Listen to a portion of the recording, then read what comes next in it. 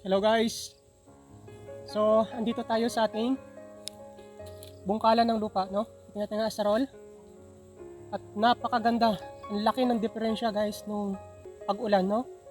Nung bagyong Basyang. Grabe ang lambot ng lupa.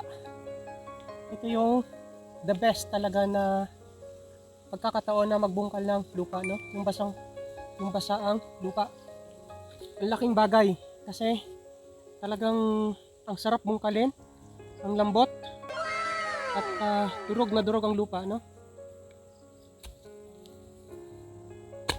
Ayan, no? See? Tapos nagkataon pa ngayon,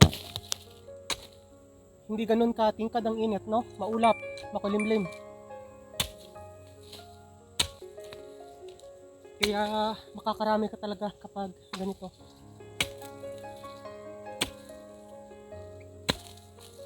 Dumating ako dito kanina, alas 9, 9, 10, dalawang oras na. Nalapad muna ng nabungkalan, no? Kasi ang lambot ng lupa. Doon ako sa baba nagsimula kanina, malapit na sa may kawayan. Nandito na ako sa taas.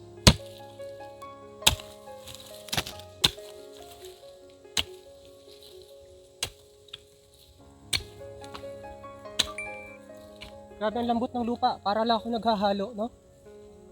Yung pangalawang bungkal, pwede na tong taniman kasi durog na durog ng lupa. Pero hindi pa pwede kasi wala pa tayo sa panahon.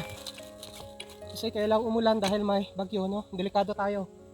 Baka pagkatanim natin umarangkada yung summer, no? Hindi pa nagde-declare ang pag-asa ng summer season. Pagtigil ng amihan, baka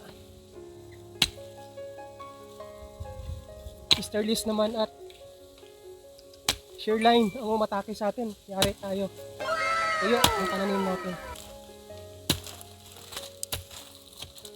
So yun lang, no? Thank you for watching and see you on our future vlogs. Bye!